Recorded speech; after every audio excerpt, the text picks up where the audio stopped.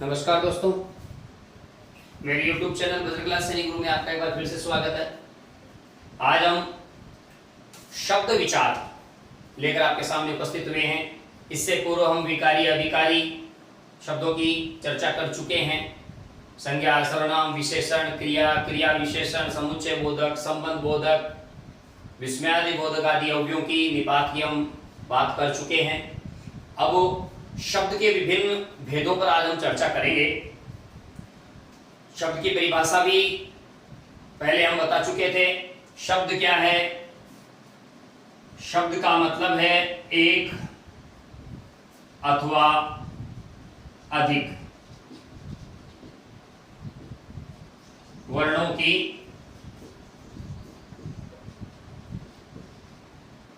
के सार्थक समूह है। एक अथवा अधिक वर्णों का सार्थक समूह है। क्या कहलाता है? शब्द। जैसे एक वर्ण की बात करें, जा, सार्थक है, जाना क्रिया का रूप है, धातु है मूल, तो ये एक वर्ण का है। आ, तू, मैं, ये एकाक्षर कहलाते हैं। आजा, तुम, वह, ये द्वयाक्षर कहलाते हैं। तो एक या अधिक वर्णों का जो सार्थक समूह है वो शब्द कहलाता है। ये राम भी हो सकता है, रमेश भी हो सकता है, रमापति भी हो सकता है। तो 1, 2, 3, 4, उमा शंकर भी हो सकता है। ये 5, शिव सुत वाहन भी हो सकता है। ये 7। तो एक या अधिक वर्णों का जो सार्थक समूह होता है वो शब्द कहलाता है। शब्द हम 3 प्रकार से यहां विचार करेंगे: व्युत्पत्ति का आधार, पुनरुक्त आधार और उत्पत्ति का आधार। व्युत्पत्ति का आधार, पुनरुक्त आधार और उत्पत्ति का आधार। व्युत्पत्ति का मतलब होता है रचना, उत्पत्ति का मतलब होता है ग्रहण या ग्रहणशीलता। तो इसका मतलब यह हुआ कि रचना के आधार पे तो शब्द कितने प्रकार के हैं। पुनरुक्त, उन्हें कहा गया, उसी शब्द को बार बार कहा गया, ऐसी स्थिति कितनी बार आ सकती है। उत्पत्ति, हमने उन शब्दों को कहां से, किस भाषा से ग्रहण किया है उसका। ये 3 आधारों पर आज हम चर्चा करेंगे। तो सबसे पहले बात करते हैं हम व्युत्पत्ति की। व्युत्पत्ति का मतलब होता है रचना के आधार पे। रचना का मतलब है उस शब्द की रचना कैसे हुई है, निर्माण कैसे हुआ है, बना कैसे है। तो व्युत्पत्ति की बात करते हैं तो सबसे पहले आता है रूढ़ शब्द। रूढ़ शब्द, रूढ़ शब्द क्या है? मूल शब्द जिनका सार्थक खंड संभव न हो, रूढ़ शब्द कहलाते हैं। और ऐसे मूल शब्द जिनका सार्थक खंडन संभव नहीं हो, उन शब्दों को रूढ़ शब्द कहा जाता है। जैसे मान लीजिए अपने पास एक शब्द है जल। जल के अगर हम खंड करना चाहते हैं जय, न तो इस जय का कोई अस्तित्व रह गया शब्द के रूप में, ना इस लय का कोई अस्तित्व रह गया शब्द के रूप में। इसका मतलब है खंड करते ही, खंडन करते ही सार्थकता के रूप में शब्द का अस्तित्व समाप्त हो गया। तो ये शब्द रूढ़ शब्द कहलाया। ये शब्द क्या कहलाया? रूढ़ शब्द कहलाया। मान लीजिए हमने शब्द लिया वायु। वायु में से अगर हम कोई भी खंड अलग करते हैं तो वायु शब्द के रूप में समाप्त हो जाएगा, वो किसी और अर्थ में भी प्रयुक्त नहीं होगा। तो इसका मतलब है ये रूढ़ शब्द है। जब हम बात करते हैं जैसे पूर्ण, इसमें से कोई भी अक्षर, कोई भी वर्ण हम पृथक करते हैं, खंडन करना चाहते हैं, टुकड़े करना चाहते हैं, तब ये शब्द के रूप में अपना अस्तित्व नष्ट कर देता है। तो इसका मतलब ये रूढ़ शब्द है। कुल मिलाकर स्थिति यह है कि मूल शब्द जिसका निर्माण किसी प्रत्यय, उपसर्ग, संधि, समास आदि से न हुआ होकर केवल वर्णों से हुआ हो और जिसका सार्थक खंडन संभव न हो, उन शब्दों को हम रूढ़ शब्द कहते हैं। तो ये था पहला। अब रूढ़ शब्द के बाद दूसरे स्थान पे आता है, दूसरे क्रम पे आता है यौगिक शब्द। दूसरे क्रम पे आएगा यौगिक शब्द।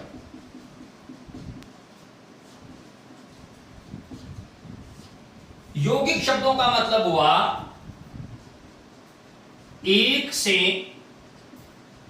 अधिक शब्दों या शब्दांशों से मिलकर बने शब्द।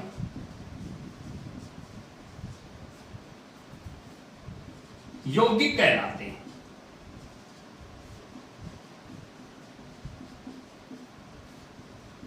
कुल मिलाकर स्थिति यह है कि ऐसे शब्द जिनका निर्माण या तो एक से अधिक शब्दों से हुआ है या एक शब्द या किसी अन्य शब्दांश से मिलकर हुआ है, संधि, समास आदि से जो शब्दों का निर्माण किया जाता है, वो समस्त शब्द यौगिक शब्द होते हैं। पंडित कामता प्रसाद गुरु, जो कि हिंदी के पाणिनि कहे जाते हैं, हिंदी व्याकरण के, उन्होंने शब्दों को केवल दो ही भेद माने हैं व्युत्पत्ति के आधार पर, एक रूढ़ और दूसरा यौगिक। तीसरा जो योग रूढ़ है, उन्होंने यौगिक का ही एक रूप माना है, उसकी प्रत्यक्ष सत्ता स्वीकार नहीं की है। तो यौगिक शब्द ऐसे शब्द जो एक से अधिक शब्द से या शब्दांशों से मिलकर बने होते हैं। जैसे मान लीजिए समाज शब्द है, इसमें हमने इक जोड़ा और ये बन गया सामाजिक, तो यहां पर सामाजिक शब्द यौगिक शब्द कहलाए, क्योंकि ये एक शब्द अथवा शब्दांशों से एक से अधिक से मिलकर बना है, तो ये हो गया यौगिक शब्द। जैसे मान लीजिए ये राम है, हमने इसमें अवतार जोड़ दिया, तो संधि करने पर ये शब्द बन गया रामावतार, तो इसका मतलब हुआ रामावतार शब्द यौगिक है। किसी भी संधि या समास से निर्मित शब्द यौगिक शब्द है, बशर्ते उसका अर्थ विकृत न हो। अगर उसका अर्थ विकृत हो जाता है तब उसे यौगिक शब्द न कहकर योग रूढ़ शब्द कहते हैं। जैसे हम इसकी बात करेंगे शिव सुत वाहन। अब देखिए इसमें कितने शब्द हैं, शिव सुत वाहन, इसमें 3 शब्द हैं। कितने शब्द? 3 शब्द। शिव यानी शंकर भगवान, सुत यानी उनका पुत्र, वाहन यानी उनका वाहन, भगवान शंकर के पुत्र का वाहन। अगर हम भगवान शंकर के पुत्र का वाहन की चर्चा करें, अगर हम गणेश के वाहन की बात करते हैं तो इसमें मूषक होगा इसका अर्थ, और अगर हम कार्तिकेय भगवान के वाहन की बात करें तो इसको मोर अथवा मयूर अथवा नीलकंठ कहा जाएगा। तो इसका मतलब है शिव सुत वाहन शब्द का मूल अर्थ विकृत हो गया और इसकी जगह एक आरोपित संकेतित अर्थ हमने लिया, तो ये यौगिक शब्द नहीं है, ये योग रूढ़ शब्द है। यौगिक शब्द वही शब्द होगा जो अपने मूल अर्थ से विचलित न हो, विकृत न हो। जैसे और उदाहरण देता हूं मैं आपको, यहां पर हमारे पास शब्द है विचार। विचार शब्द में अगर हमने उत्तेजक शब्द जोड़ दिया तो ये बन जाएगा विचारोत्तेजक। अब आप इस शब्द पे गौर कीजिएगा, विचारोत्तेजक शब्द में विचार और उत्तेजक दोनों का अर्थ है। इसका अर्थ विकृत नहीं हुआ है, कोई अर्थ विकृत नहीं हुआ है। ऐसा नहीं कि शिव सुत वाहन की जगह मोर आ गया हो, विचारों को उत्तेजित करने वाला, वही अर्थ है जो उसका होना चाहिए। तो इसका मतलब है विचारोत्तेजक शब्द यौगिक शब्द है। दूसरी स्थिति हम बात करते हैं, यहां पर देखिए मैंने लिखा है रमेश। रमेश शब्द में 2 शब्द हैं, कौन कौन से? अगर रमेश शब्द की बात करें तो रमेश शब्द में 2 शब्द हैं, रमा धन ईश। रमा कहते हैं लक्ष्मी को, ईश का मतलब स्वामी, और लक्ष्मी का स्वामी हो गए विष्णु। तो इसका मतलब है रमेश का अर्थ न तो लक्ष्मी है न स्वामी है, बल्कि इसका अर्थ हो गया विष्णु, यानी अर्थ विचलित हो गया, विकृत हो गया। तो रमेश यौगिक न होकर योग रूढ़ शब्द है।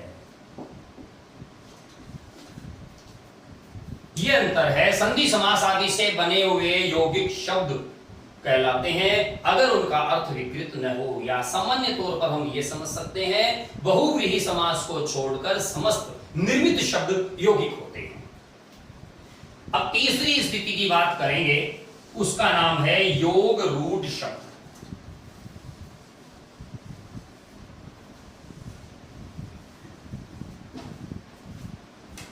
तीसरा जो है वो है योग रूढ़ शब्द। योग रूढ़ का मतलब है वे यौगिक शब्द, ध्यान दीजिए ये यौगिक ही हैं, वे यौगिक शब्द जिनका अर्थ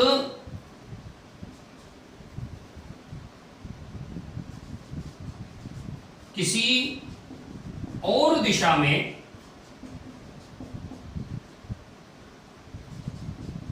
परिवर्तित हो गया।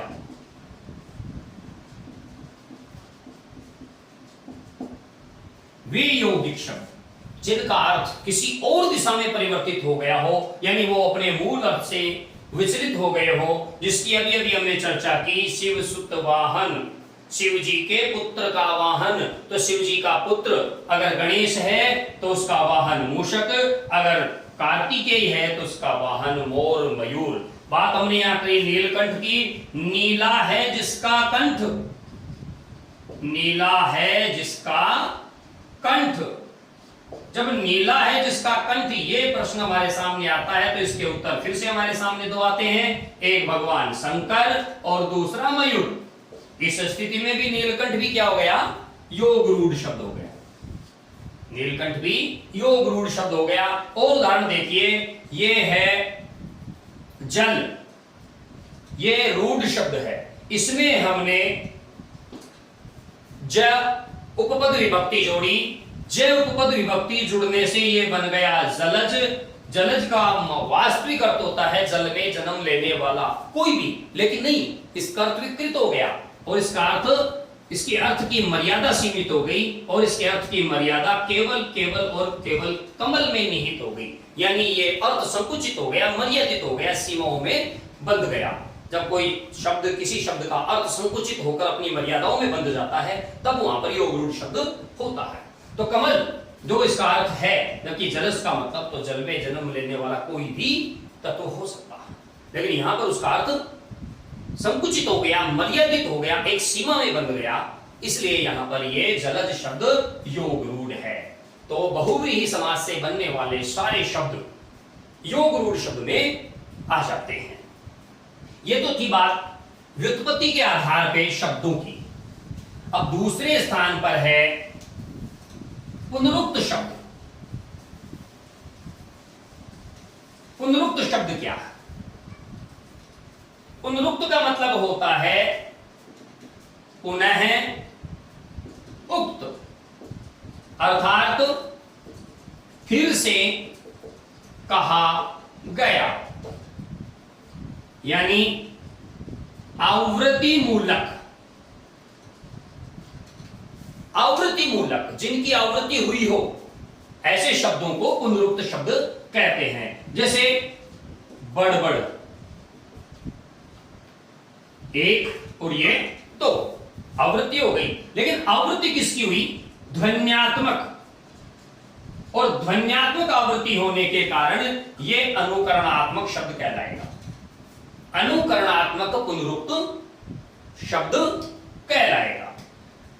समानुप्रासी का मतलब होता है, कई बार क्या होता है कि जल्दबाजी में आदतवश हम कुछ ऐसे शब्दों का प्रयोग कर लेते हैं, या तो उनका प्रयोग उचित नहीं था, या फिर एक फ्लो में, एक बहाव में, एक प्रवाह में हमने उन शब्दों का प्रयोग कर लिया। जैसे जरा चाय वाय लाना, तो चाय वाय के, चाय के साथ जो वाय आया है यह समानुप्रासी है। ये क्या है? समानुप्रासी है। जो अनुप्रास का मतलब तो आप समझ ही गए होंगे। अनुप्रास का मतलब होता है समान वर्णों की आवृत्ति, और अनुप्रास 5 प्रकार का होता है। छेकानुप्रास, वृत्ति अनुप्रास, लाटानुप्रास, अंत्यानुप्रास, श्रुत्यानुप्रास। जब हम अंत्यानुप्रास की बात करते हैं तो अंतिम दो स्वर जिसके समान हो, अंतिम दो स्वर जिसके समान हो, जहां तुक मिलती हो, उनको समानुप्रासी शब्द कहते हैं। तो ये समानुप्रासी देखिए, च में आ है तो वह में भी आ है, य में ए है तो इस य में भी ए है, अंतिम दोनों स्वर समान हैं, ये समानुप्रासी शब्द है। तो समानुप्रासी जब शब्द होता है वो कहलाता है अपूर्ण पुनरुक्त शब्द। अपूर्ण, चाय वाय, पानी वानी, रोटी वोटी, कपड़ा वपड़ा,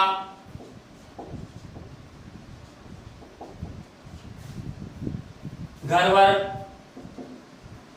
लड़का वड़का, तो ऐसे शब्द इनको कहते हैं अपूर्ण पुनरुक्त। ये अपूर्ण पुनरुक्त शब्द कहलाते हैं।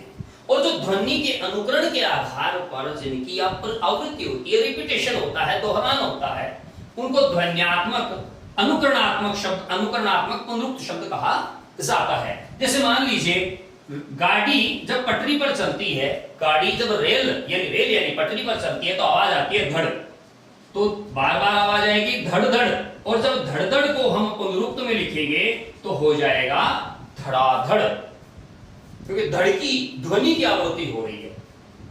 सन सन सन न न, तो इसका मतलब ध्वनि की आवृत्ति हो रही है, अनुकरण हो रहा है ध्वनि का। जहां पर ध्वन्यात्मक अनुकरण हो वहां पर उन्हें अनुकरणात्मक पुनरुक्त शब्द कहा जाता है।